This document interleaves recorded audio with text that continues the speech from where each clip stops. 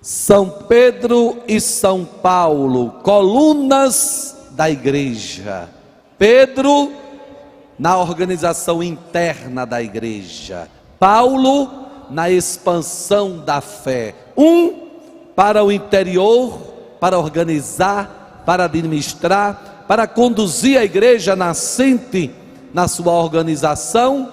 Outro para expandir, para seguir pelo mundo, anunciando e fazendo crescer a igreja do Senhor. Assim, meus irmãos, minhas irmãs, nós temos estas colunas e celebramos estes homens num só dia, desde o tempo das catacumbas. Quando digo assim, irmãos, quer dizer, desde a igreja primitiva, Pedro e Paulo são sempre festejados, celebrados pelo povo de Deus numa só festa. Por isso, nós que aqui no Nordeste evidenciamos tanto São Pedro, como o santo da festa junina, nunca falamos em Paulo, mas a festa de hoje, a solenidade de hoje é dos dois. Eles foram martirizados na mesma cidade, a cidade de Roma, no mesmo período e sob a mesma perseguição. Estes homens, numa proximidade de tempo, foram martirizados para fecundar a fé que eles entregaram a vida para difundir, anunciar e defender. Isso, meus irmãos, como a Igreja Católica deve a Pedro e Paulo, e não somente a Igreja Católica, mas as outras igrejas cristãs, a igreja evangélica, a igreja protestante, a igreja anglicana, a igreja ortodoxa, todas que foram surgindo depois, a partir da igreja católica, todas têm a mesma raiz. E Pedro e Paulo entregaram a vida, o cansaço, as perseguições e por fim derramaram o próprio sangue por causa desta igreja e desta fé, que hoje é essa grande família cristã no mundo inteiro, de tantas denominações, mas todos devem muito a Pedro e Paulo. Por isso hoje a liturgia celebra na cor vermelha, recordando o martírio, recordando o sangue derramado que levou estes dois homens a uma intimidade tão grande com o Senhor. Seguiram os mesmos passos de Jesus, seguiram os mesmos passos em tudo, inclusive derramando sangue. Jesus já tinha dito: o discípulo não pode ser maior que o mestre. Se perseguiram a mim, também perseguirão a vocês. Isso aconteceu de fato para todos os apóstolos, e hoje de uma maneira especial evidenciamos em São Pedro e São Paulo. Vejam a prisão de Pedro nesta primeira leitura no livro dos Atos dos Apóstolos. Herodes mandou prender a Pedro. Qual a razão? Isso agradava aos judeus. Agradava aos judeus. Quando Jesus foi preso, isso agradou a quem? Agradou aos judeus. Vejam a identificação da causa da prisão de Pedro com a causa da prisão de Jesus. Mas desta prisão onde Pedro está, ele encontra uma grande força: a igreja reunida rezando por ele.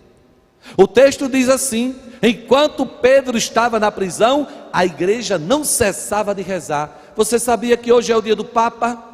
Isso, o Papa Francisco, que é sucessor de Pedro. Hoje nós celebramos o dia do Papa. Hoje nós queremos voltar nosso olhar, nossa oração, nossa intercessão de igreja pelo Papa Francisco, porque não é a oração de um amigo, de uma pessoa que gosta, de uma pessoa da família, não, é a oração de uma igreja. A igreja rezava por Pedro enquanto ele estava na prisão. O anjo do Senhor vai retirar Pedro daquela prisão de maneira prodigiosa. As correntes lhe caíam das mãos e ele seguia em liberdade. Para quê? Para continuar dando testemunho de Jesus Cristo. A prisão de Paulo. Paulo está preso. Na segunda leitura, nós escutamos sua carta a Timóteo, fazendo uma avaliação de sua missão, de sua vida. Que modelo! Um homem que passou por tantas provações, um homem que escapou da morte tantas vezes, um homem que teve tantos livramentos, um homem que escreveu tantas cartas, um homem que fundou tantas comunidades por onde passava. Paulo, grande apóstolo dos gentios, apóstolo dos pagãos. Pois bem, agora ele está escrevendo as últimas cartas. É uma despedida. Ele diz na carta a Timóteo: está chegando a minha libertação. Ele falava da sua morte, mas é interessante, não é, irmãos? Vejam como é uma pessoa que está convivendo, vivendo, entregue na intimidade com Jesus. Ele já tinha dito para mim: viver é Cristo. Ele já tinha dito também que morrer seria lucro para ele. Agora ele diz: a minha libertação se aproxima. São Paulo não vê a morte como a destruição, mas a sua libertação. Ele vai encontrar definitivamente aquele que ele encontrou, ou que foi encontrado por ele no caminho de Damasco. Ele vai encontrar Jesus, é a libertação.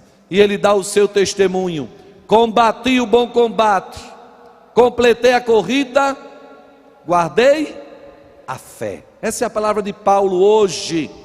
Vejam, a palavra de um homem que muito fez por Jesus, que está na prisão, que vai morrer naquela prisão, não sairá mais com liberdade, está feliz.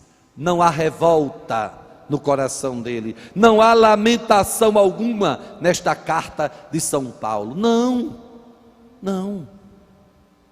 Completei a corrida, guardei a fé, combati o bom combate, fiz tudo o que deveria ter feito, fiz o que pude pela igreja, ou permiti que o Espírito Santo fizesse através de mim. Completei a corrida, cumpri a minha missão e, sobretudo, guardei a fé. Aprendamos de Paulo, meus irmãos, minhas irmãs. Aprendamos deste grande apóstolo. Ele tem muito a nos ensinar. Guardemos a fé, como Paulo também guardou, mesmo no tempo da tribulação, da perseguição, da dificuldade, da morte. Guardemos a fé. E o Evangelho, que maravilha esse texto do Evangelho de Mateus, no capítulo 16, em Cesareia de Filipe, quando Pedro faz a profissão de fé. Ele diz quem é Jesus, diante da pergunta: quem sou eu para vocês? Pedro responde: tu és o Cristo de Deus. Tu és o Cristo de Deus. Profissão de fé. Jesus se alegra, porque ele vê em Pedro um homem aberto a Deus, aberto ao Espírito Santo.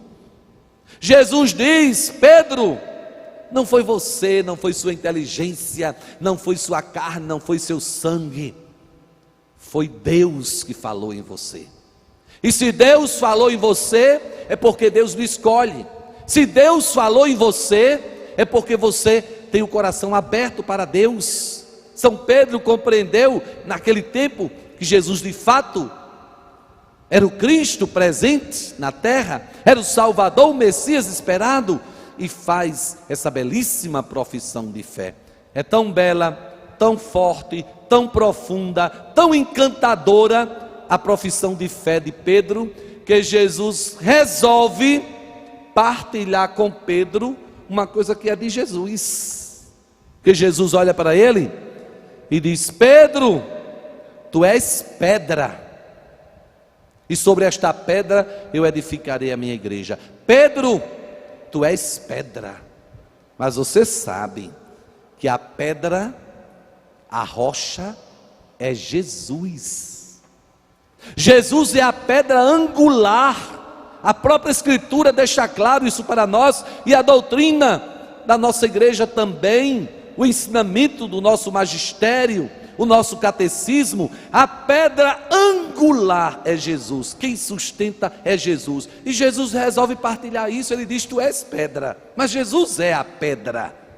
Mas ele quis escolher um homem frágil, pecador, mas muito decidido, muito aberto ao Espírito Santo, que era Pedro. Jesus quis escolher um homem, fundou a igreja sobre a pedra, que é um homem, pecador como nós,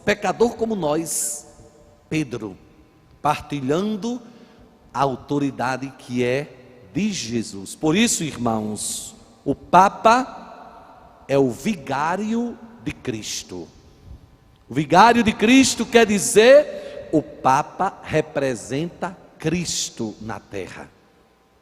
Quem quis assim? Ele, Jesus, que aqui nesse texto do Evangelho partilhou esse ser pedra fundamental, que é a missão própria de Cristo. Ele quis que um homem partilhasse com ele, ou ele quis partilhar com um homem.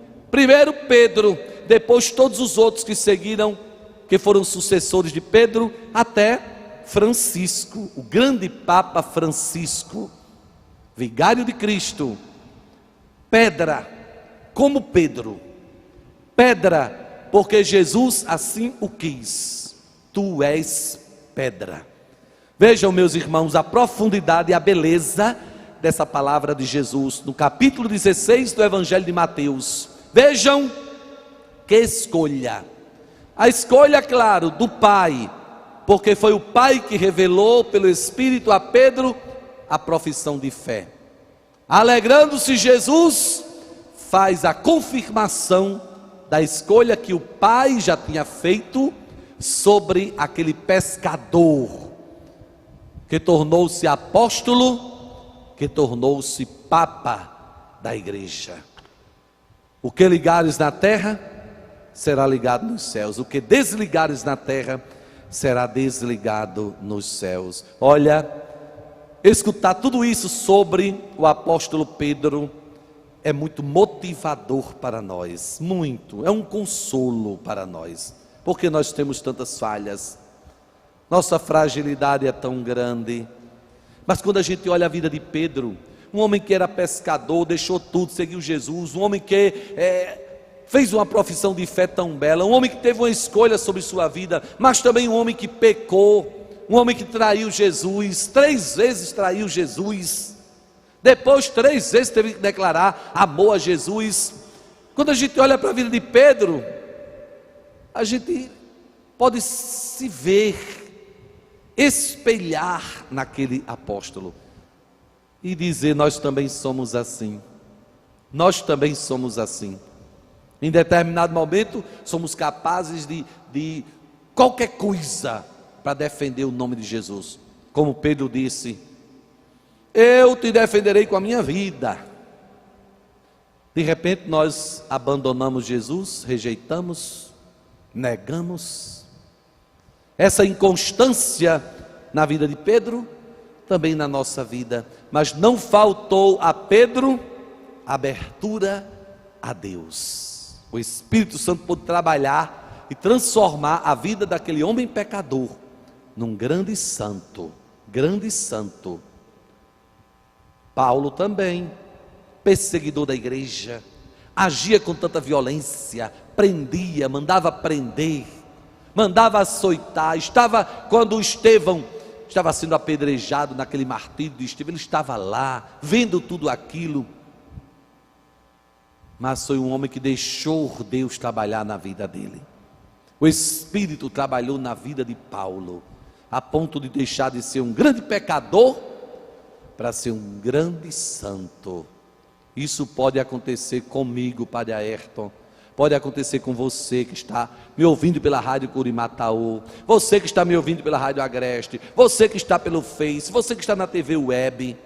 Se você deixar Deus trabalhar em você, se você deixar o Espírito Santo trabalhar em você, você será um grande santo.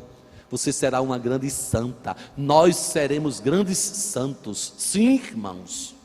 Nós seremos grandes santos quando chegar o dia, não da nossa morte, mas o dia da nossa libertação, como São Paulo recorda para nós hoje.